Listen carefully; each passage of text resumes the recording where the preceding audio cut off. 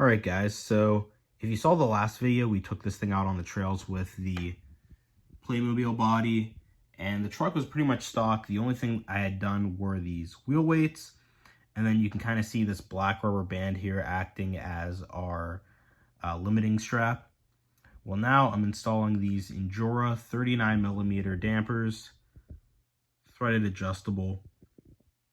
And I just wanted to show you guys the difference between the Enduras here and the stock. You can see how much more shock body is visible here on the Enduras versus the stock shocks. So we're going to get a lot more travel off of this. So I'm pretty excited to see how these things are going to handle on the rocks. All right, guys, so we're ready for the exciting part of the project. Have the Playmobil body sanded and masked up. You can see I took out the headlights and turn signals. I did have to mask the windows just because there was no way I was going to get those out without breaking them, so I just opted to leave them in. And then also, if you look underneath, I masked up the inside of the windows too. That way, if any overspray gets in there, the windows won't get ruined. So this is going to be my first attempt at painting a kind of like patinaed, scale off-road body. So we'll see if my idea pans out. But yeah, we'll follow along for the ride. I will say one thing that I've found over the years with painting plastic that you definitely don't want to skip is using this adhesion promoter. This helps so much with getting the paint to adhere. But yeah, it's a nice day out, so I figured perfect time to get some paint on this sucker. Couple more coats just to kind of get into like the crevices and stuff, but she's looking good.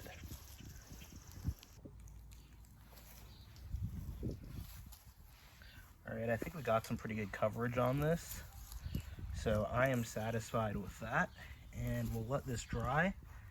And once it's fully dry, then we can try to mask off the other bits that need painted individually. Now, while I wait for the body to dry, we're gonna get front bumper painted and the engine cover. All right, so this is just about everything I can do without having to mask off the main body shell, but you can kind of see the look we're going for. We've got the soft top painted satin black, front bumper. I'm not going to run the rear bumper because I broke it and I don't like the way it looks anymore. Trunk lid in red, and then main color for the body shell is this primer gray. And like I said, we're going to mask off a couple different panels on here and paint them in contrasting colors. Right about now, I'm really hoping that the primer is completely dry, otherwise all this masking tape's gonna rip it up. But I guess we'll find out. First coat, stuff goes on kind of thick. That's our final coat. The masking went pretty well. Not perfect, but good enough. It's a little glossier than I would have liked, but nothing a little bit of wet sanding can't take care of. Only unfortunate thing, I guess I had paint on my fingers from unmasking it, so I did that. But easy touch up, it's just primer. And just like that, we're good as new. So for a bit of rust effect, I've just sanded this really rusty link on one of my 10 scale trucks, wiped my pinky all through it, got some nice rust there. So the rust technique worked out pretty well. You can see it kind of like tinted the primer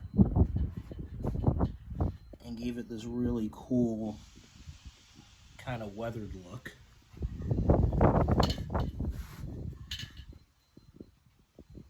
going to add a little bit more on the hood here, and then we're going to clear coat it so it all gets locked in. Now I don't have a satin clear, unfortunately, or a matte clear, so I'm going to spray some kind of like dry coats of a gloss clear and then wet sand it later if I have to, but it should look pretty good when it's done.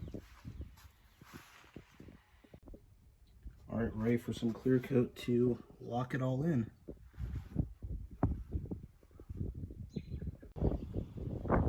All right, here's after the clear coat. Fortunately, it wasn't very good clear coat, so I got the kind of dry finish I was looking for. And it has a little bit of texture to it as well, which I think kind of helps. The only thing I'm not thrilled with is the hood, but an easy wet sand will get that gloss knocked down and looking nice and matte like we want it. So overall, I am pretty happy with this.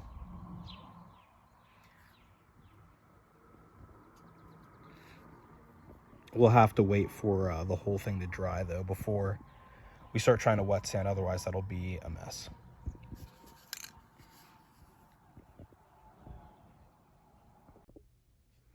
All right guys, I've been doing some detail work here. So I think I showed you guys my fake rust already, or I guess real rust. Wet sanded the hood to flatten it out a little bit. Left some texture on it and a little bit of gloss, so it looks like it's just really poorly painted. Kind of like that. And then around the sides here, painted some of the trims around the windows, along the side, and under the door handles. And then around the back here, I did these little vents, and again, the window trims, and carried that along through to the side.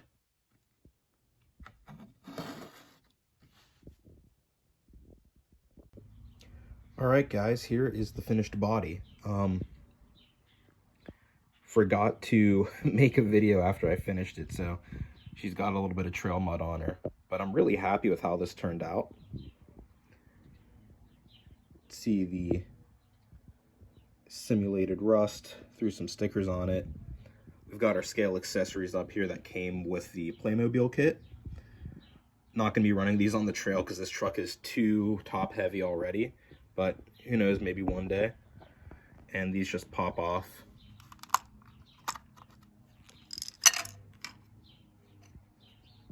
Still have the back seats in there. And before I put that back on, I'll show you guys the interior. Still have the dash, got a little Aussie sticker on there.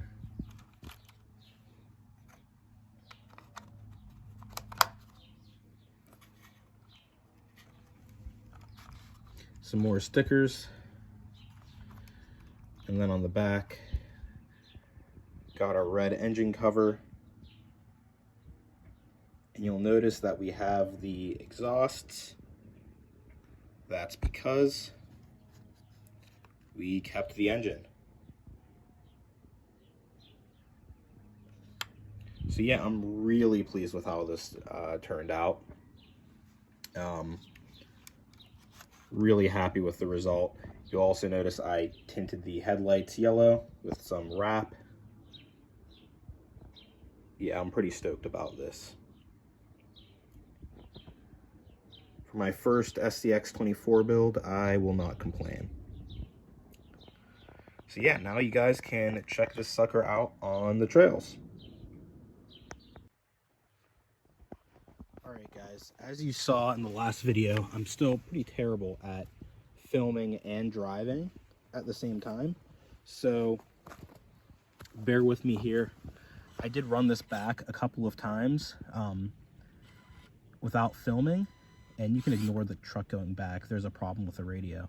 But yeah, I ran this back a couple of times off camera, and I guess I'll just kind of walk you through it as I go back again. Let's hope we don't flip, because I'm out of hands to catch this thing.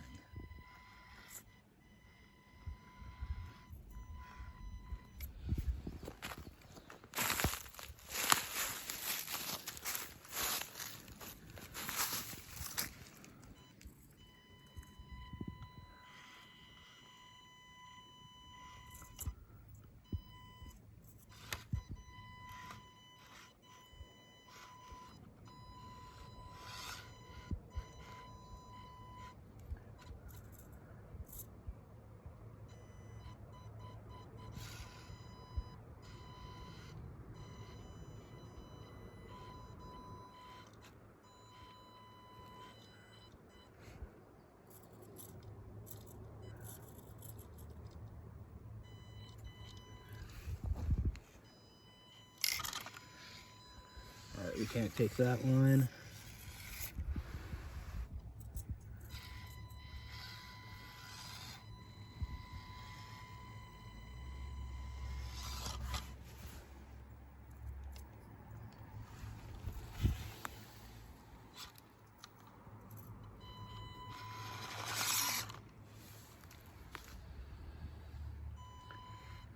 That probably came out horrible on camera because I was worried it was going to tip.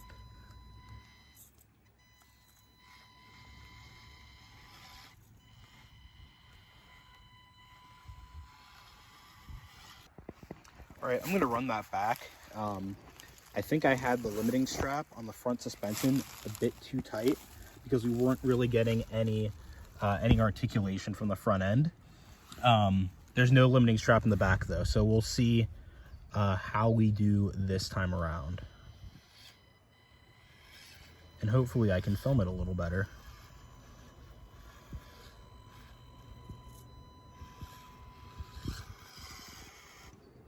Oh, that's way better. Front suspension is actually working, doing its job. Oh shit.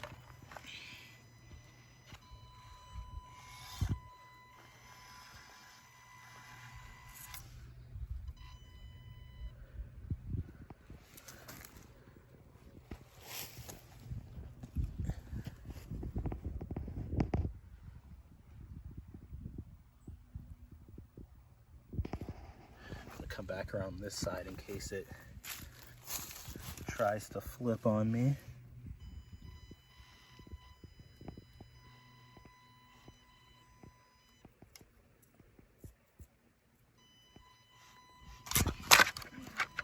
Scheisse.